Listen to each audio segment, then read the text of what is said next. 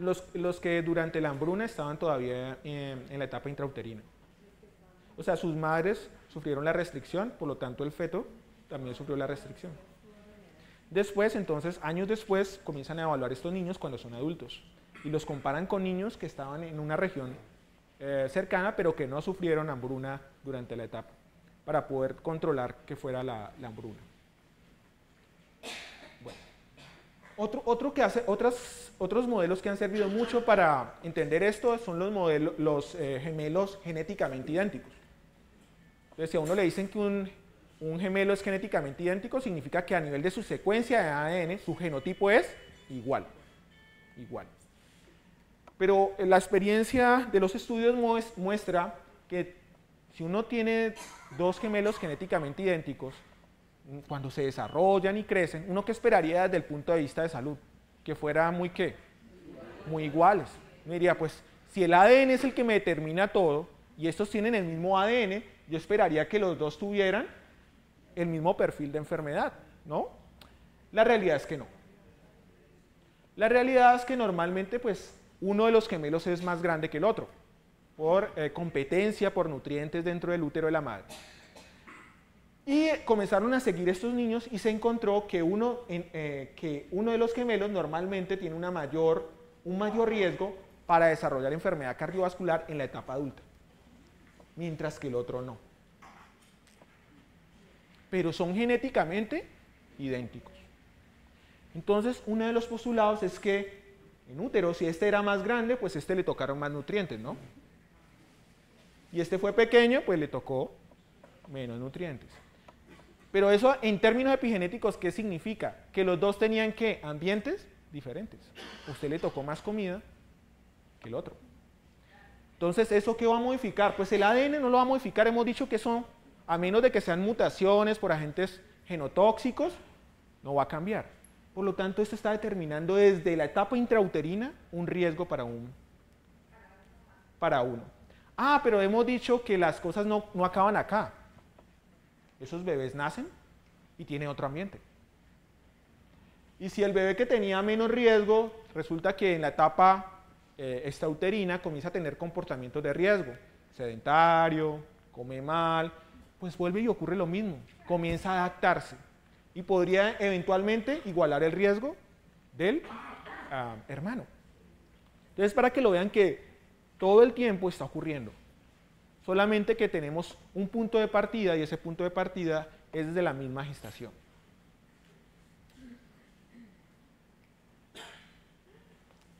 Entonces, el problema es el tiempo, aquí, ¿no? Dos gemelos genéticamente idénticos. Un mismo gen, el gen A de este gemelo y el gen A de este gemelo. Las bolitas me indican que hay marcas.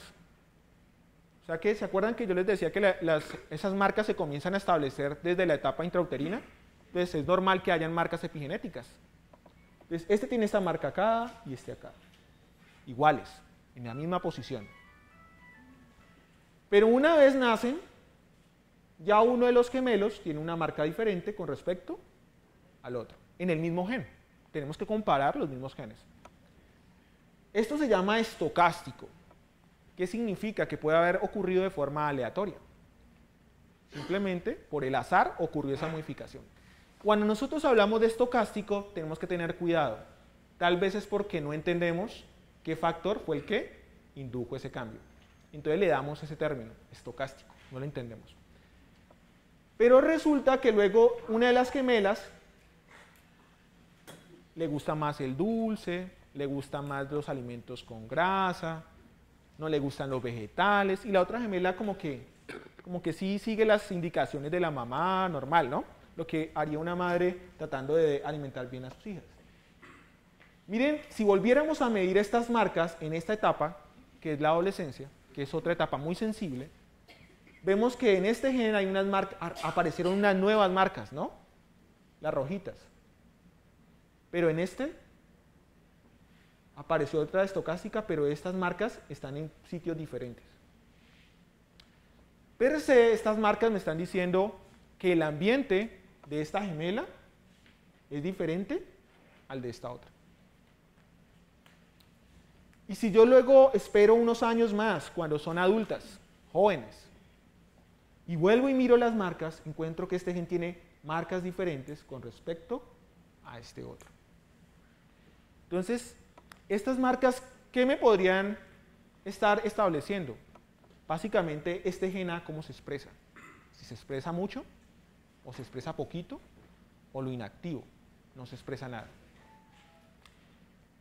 Si este gen A es muy importante, por ejemplo, porque es un gen antiinflamatorio, y estas marcas epigenéticas lo están apagando, ¿qué esperaríamos? ¿Se convertiría en un factor de qué?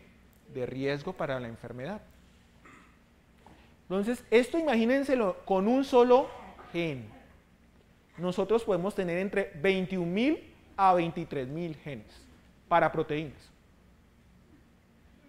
Solamente pensando en genes, porque hay más elementos que son controlados epigenéticamente. Lo cual le comienza a uno a dar como la complejidad es enorme.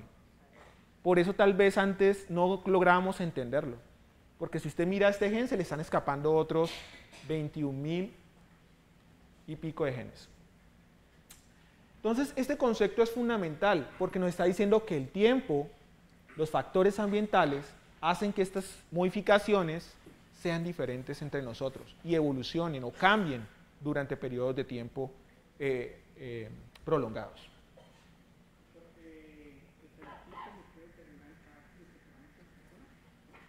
El fenotipo podría entrar, el carácter de una persona podría entrar dentro del fenotipo. Yo podría decir el fenotipo psicológico, psiquiátrico, esta persona es tal. ¿Listo? Pero hace parte de un fenotipo. Sí, sí.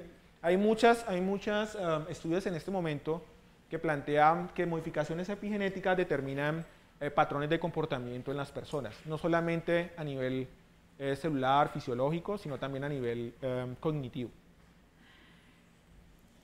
Porque es que resulta que los genes están involucrados en todos los procesos que hacemos, de cómo me cepillo, de cómo me peino, y ahí, en esos procesos, está la epigenética. Bueno. ¿Qué implicaciones tiene esto entonces para nuestra salud en términos reales? Entonces pensemos en esta mujer, gestante, que fuma, un hábito bastante difícil de erradicar en buena parte de las personas y muy común, y más común en algunos grupos de nuestra población. ¿La madre quién es? La primera generación. Pero ella está embarazada. ¿Su feto quién es? La segunda generación. Pero ese feto está dependiendo ¿de quién? De su madre, del ambiente que le da su madre, de lo que hace su madre. Pero resulta que ocurre algo interesante, y es que durante la etapa de desarrollo fetal se nos forman unas células muy importantes que son los ¿qué? Las células encargadas de la reproducción. Si estoy hablando de una niña, aquí ya se están formando los óvulos de ella. Si estoy hablando de un varón, aquí se están formando las células que van a dar origen a los espermatozoides de él. Por lo tanto, aquí se está formando indirectamente ¿quién? La tercera generación, si ese bebé va a tener hijos. Y si decimos que esto se está adaptando, si el feto te está adaptando a este ambiente, estas células también están afectadas ¿por quién? Por el ambiente de la madre, que está determinado por el ambiente del feto. Por lo tanto, aquí también se pueden establecer adaptaciones epigenéticas que pueden representar a la tercera generación un factor de riesgo.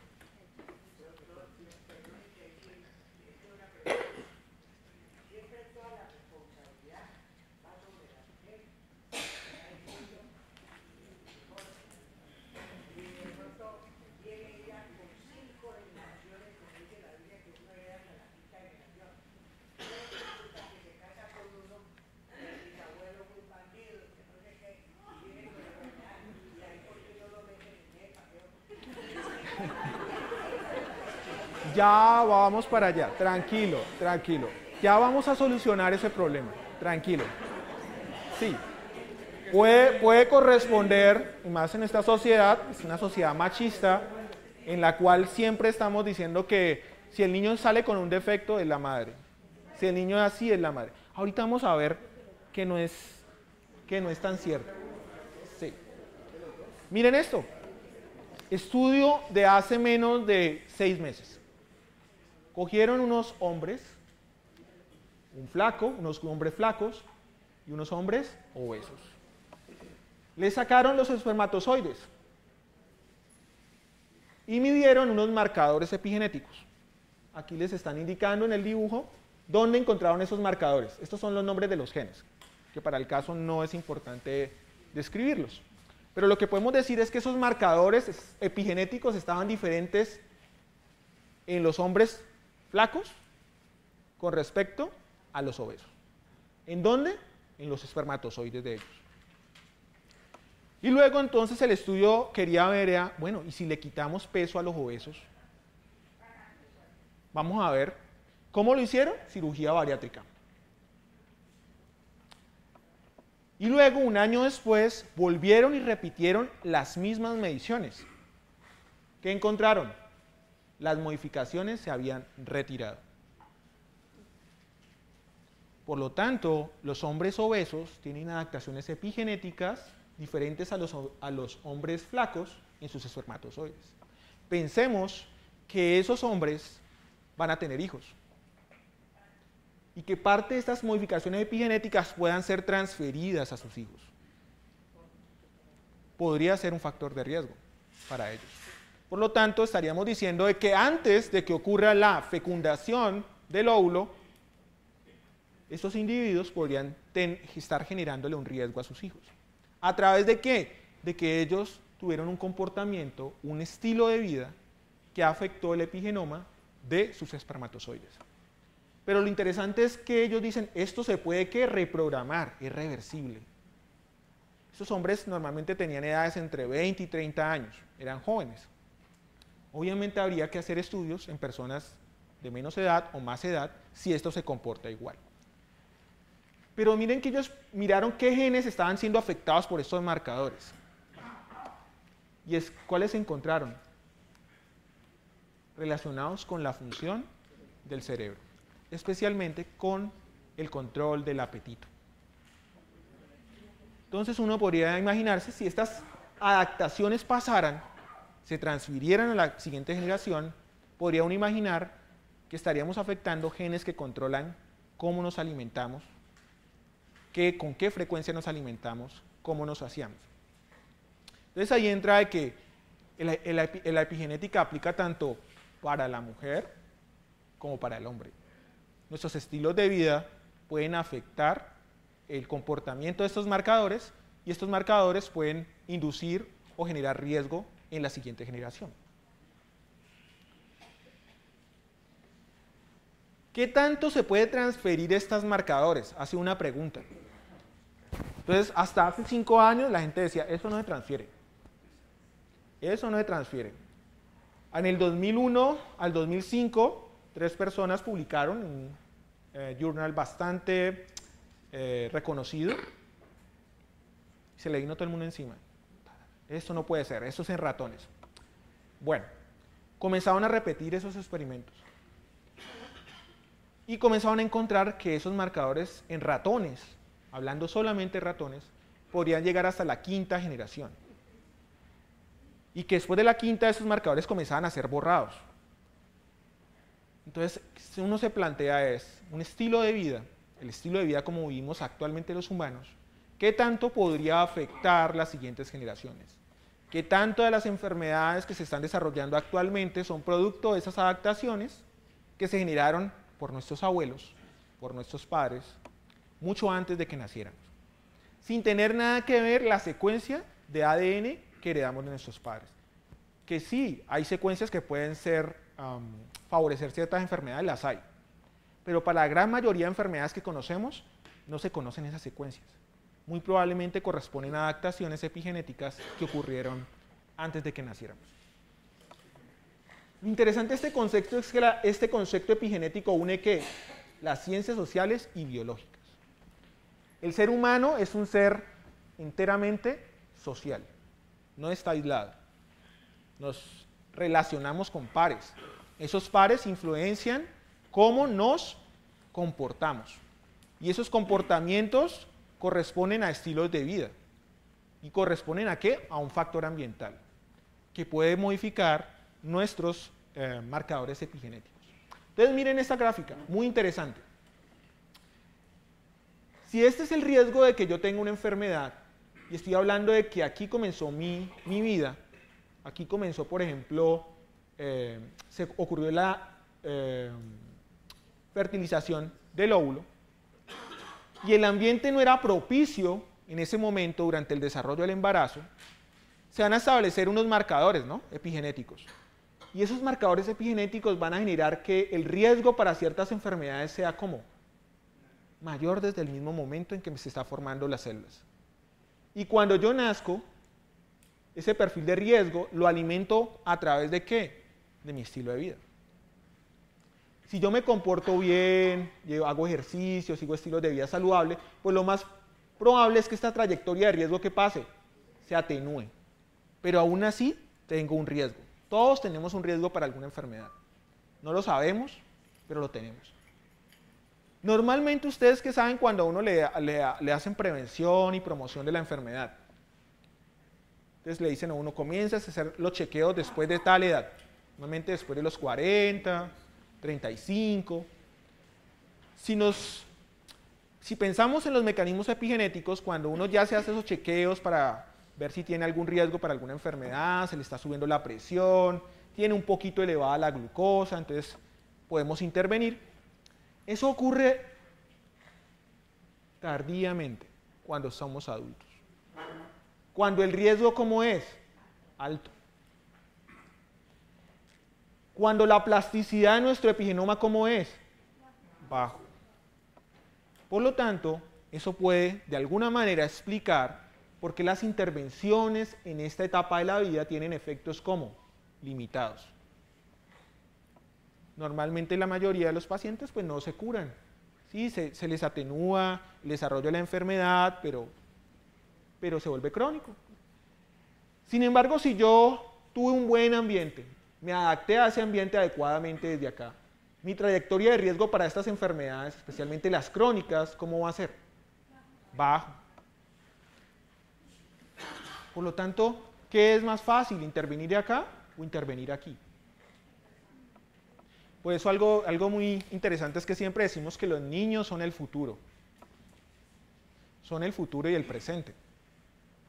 Por eso intervenir acá es supremamente importante. Estamos determinando una gran parte de la probabilidad de que ellos desarrollen una enfermedad o no, a través de intervenciones tempranas en este ciclo de vida. Entonces uno tiene que tener en cuenta esto. ¿Cómo se podría explicar estas curvas de riesgo? A través de mecanismos epigenéticos, que se están formando todo el tiempo, se están deformando, se están adaptando. Y que en esta etapa final de nuestra vida, pues obviamente hay menor flexibilidad y habrían menores cambios. Y es más difícil generar esas adaptaciones. ¿Dónde queda entonces la genética? Entonces le dicen a uno, ¿y dónde quedan los genes que heredé de mis papás? También ellos aportan, todo aporta.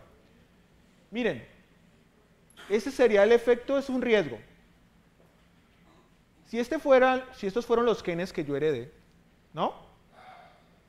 Y ellos representaran un riesgo para algo que no conocemos, en el tiempo, miren el riesgo genético, ¿qué pasaría? Se incrementaría muy poco, ¿no?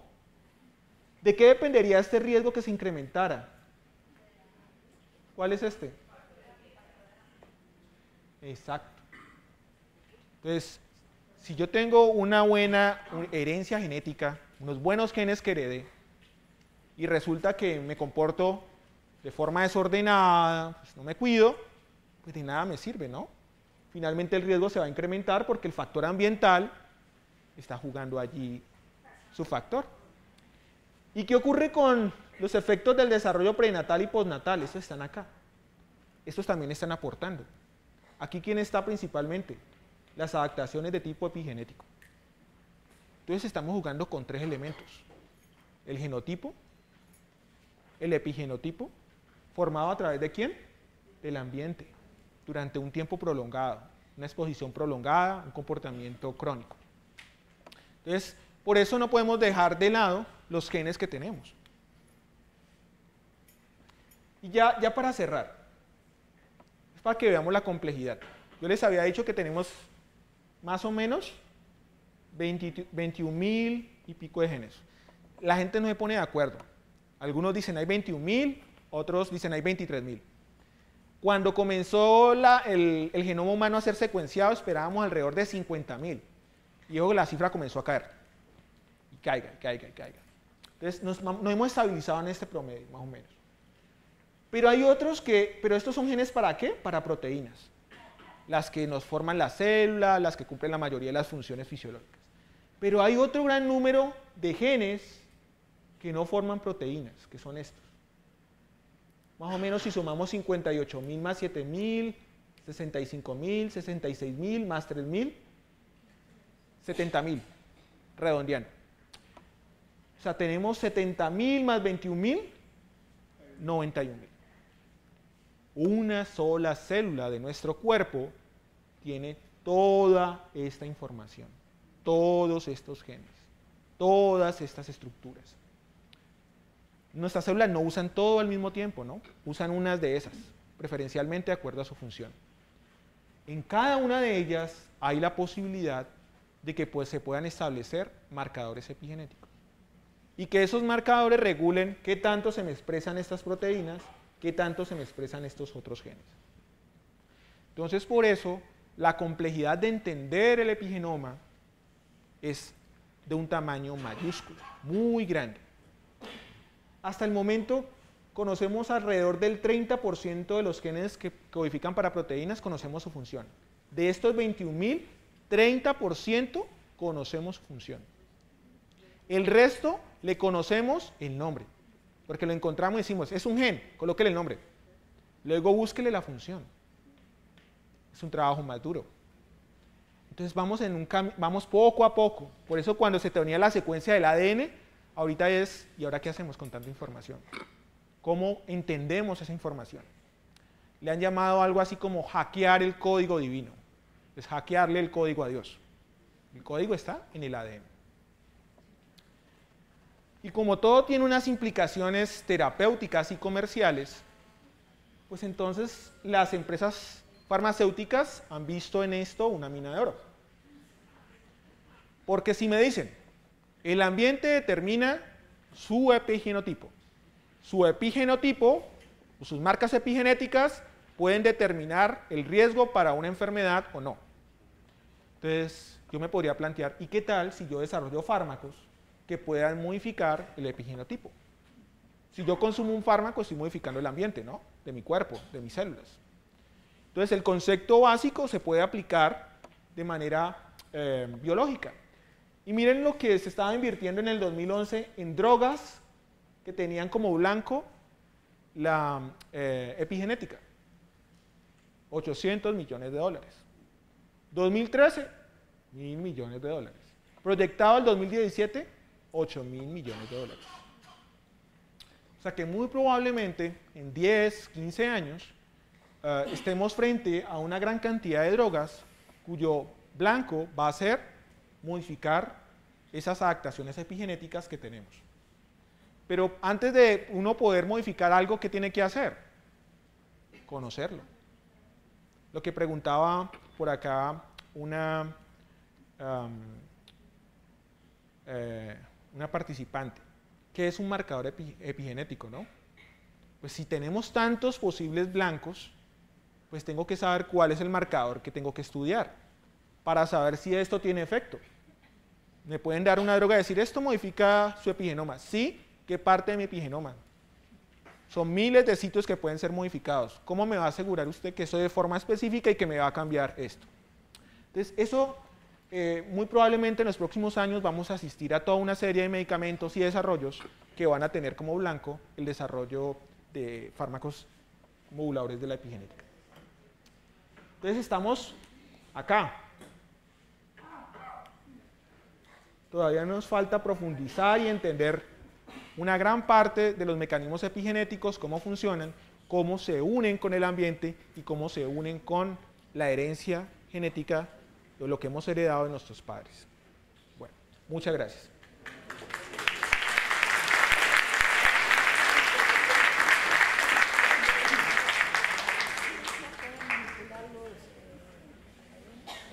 Sí, la manipulación de ADN desde hace más de 40 años se hace. Obviamente hay un impedimento que ha frenado pues, muchas de las modificaciones y es básicamente un impedimento ético y bajo ciertas circunstancias en algunos países se está permitiendo ya manipulación genética, pero obviamente se encuentra restringido. Para enfermedades que tienen, por ejemplo, algunas enfermedades raras, está, ahora que lo mencionaban, pero son enfermedades de tipo genético. O sea, ¿qué significa eso? Que una parte de la secuencia de ADN está alterada. Entonces, si reconocemos el daño, podemos modificarlo, cambiarlo, colocar una secuencia nueva, y eso se denomina una modificación genética. Que para ciertas enfermedades, en algunos países, con algunas legislaciones muy estrictas, se permite. A nivel de laboratorio puede ser una práctica muy usual. Modificar genes es una práctica muy usual. Las nuevas tecnologías permiten hacerlo de manera más rápida y más específica. Obviamente la transición para aplicarlo en salud ha sido más lenta por varias cuestiones éticas y también prácticas.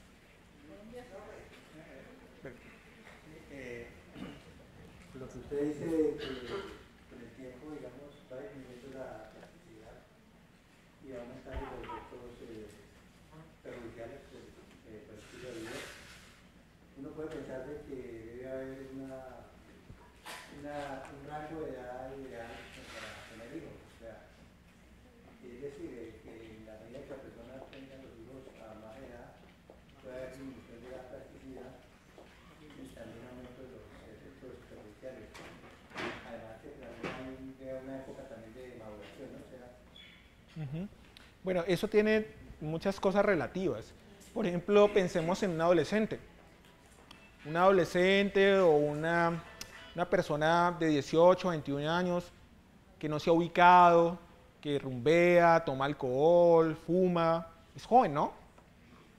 Y tiene un hijo. Desde este punto de vista uno podría pensar que epigenéticamente sus esperanzas